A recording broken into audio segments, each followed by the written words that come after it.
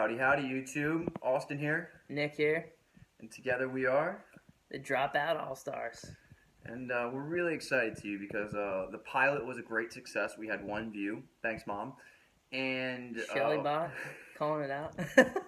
and we're really going to set up the format and the structure for these videos. And Got the format right here on this piece of paper. We'll start with a little intro, chit-chat, and then we'll move forward into another section that we have planned out that we're really excited to share with you. So, starting with the intro, just to remind you all, in case you all didn't watch our pilot episode, which you probably haven't.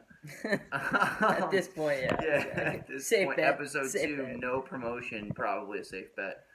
But we're 2 young men, 21-year-old from Maryland, and we said fuck college. Mm-hmm. And we decided that we were not only going to talk about it, but we were going to be about it. And so we doubled down on our self-education, started a business. What else you got to add to that? Basically just killing the game, grinding harder than most, I would say, you know. And really not doing much more than accessing all the knowledge that's out there, right? I mean, right. We're really just trying to apply our strengths, stick to our strengths, try to find mentors along the way, which is getting easier as the internet expands. Right. We've invested in a bunch of courses, business, internet marketing type courses, trying to, update our brand and get it going. Yeah, be worth it. You know, we're gonna take you on this journey of being Dropout All-Stars, which to us means nothing less than being multimillionaire dropouts that not only create a solid business, but on the other side of things can teach people how. And we don't want to teach people because we're not there yet, but we just want to share that. We want to share the journey, and maybe college isn't the only way. Maybe that's a lesson that we can learn along the way. Definitely. So Nick, why don't you take them through the day-to-day, starting with that early morning workout. I think it'll be very interesting for people to hear that routine that you created. So, following a little kettlebell workout routine right now, and today's workout was the Turkish get-up, and that's basically where you have the kettlebell in one arm and you just have to stand up with it over your head. And we do that for 5 minutes straight, and you just pass it back and forth between your hands.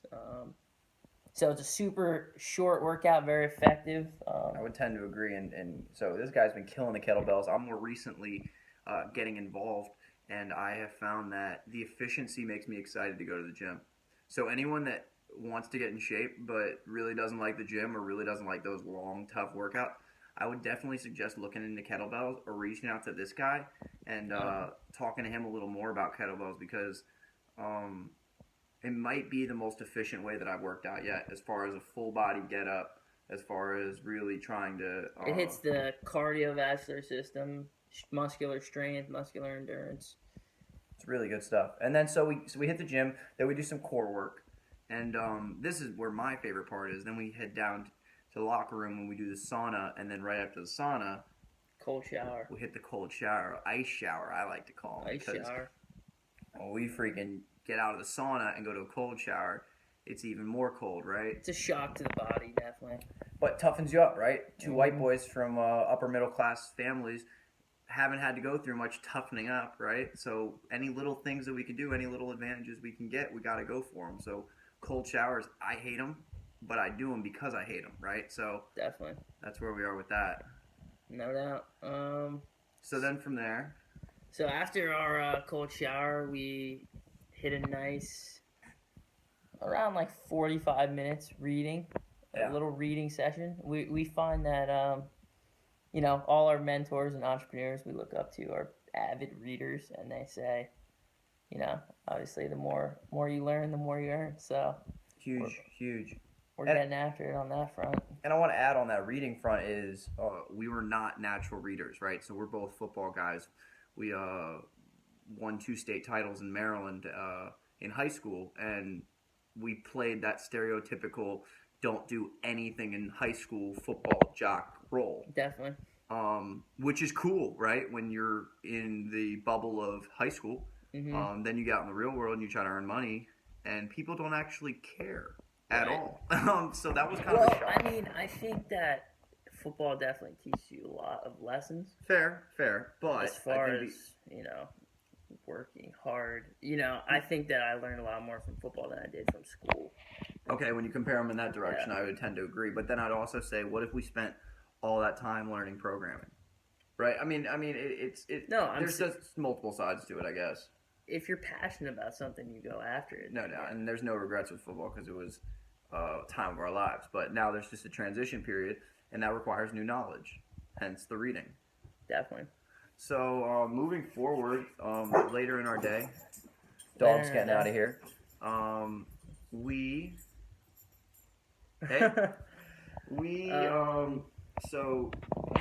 going along with the reading, we have our quotes of the day. So that's going to be a theme throughout the shows. The shows are going to get tighter as we move forward and get better at them. But quote of the day, Nick, you want to start us off? Let me take a look real quick. Okay. So my quote of the day was by the billion-dollar investor Warren Buffett, and he said, "The best education you can get is investing in yourself, and that is better than any college or university." So, that hit home for me. I think after I moved out of my parents' house, then that was a good feeling that a billionaire was saying, invest in yourself, and that's the best. And that doesn't mean getting an education means investing in yourself, not necessarily through the college system. And I think that's just so validating for what we're all about and what we're really trying to embody. So it was really, really cool when Nick shared that quote with me. And then my quote was from the CEO of Zappos, Tony Hsieh, and this is his book here, Delivering Happiness, right? And in this book, he talks about starting a company and quitting his job after college as a programmer for Oracle. And he decided that him and his buddy were going to start a company when the .com era was really getting started, and they were building websites for local companies. And he said, we started a company not because we wanted to make a lot of money, but because we didn't want to be bored. And I'm paraphrasing a little bit, but the moral of that was that he had a passion to do something. It wasn't about money. It was about the action and doing something. Definitely. So that stood out to me as a quote of the day because I feel the same way. I feel like the money will rake in and make no buts about it. That guy's a billionaire. So, So let's say you're in his shoes, right? Right. Let's say you're working for Oracle and you're killing it. Right out of college, you're a Harvard grad and you got a great job. Oracle's a multi-million-dollar company, I have to assume. I say billions. Probably billions. Let's assume billions. Right. You're working, you're killing it right out of Harvard. You're a stud coming out. But you're not passionate about the work. And you don't feel that fulfillment, right? He talks about how getting out of college, he thought he wanted easy money. And then he had an easy job. He only had to go there he could leave throughout the day because he was running these 3-hour tests that he just had to wait to get the results back. That was his job.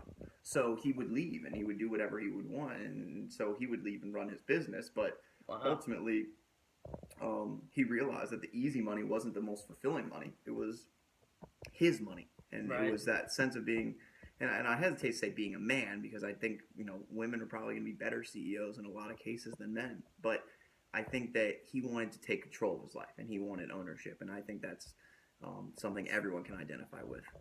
So quotes of the day, and that kind of pushed us through our day, right? So we did some really exciting stuff, and we'll share more about our personal business. We have a yoga brand that we're building and we're really excited about, but don't want to talk about it too much until it's something physical and tangible and something that we can share, not as a theory, but as something real. We want to put in the consistency and bring that to you guys as it starts, really coming along.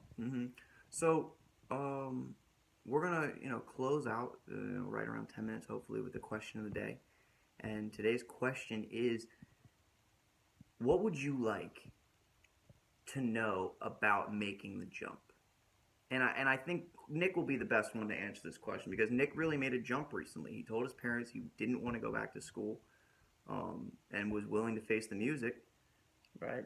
And let me start the question to you, I guess. I'd love to see your answers in the comment section below.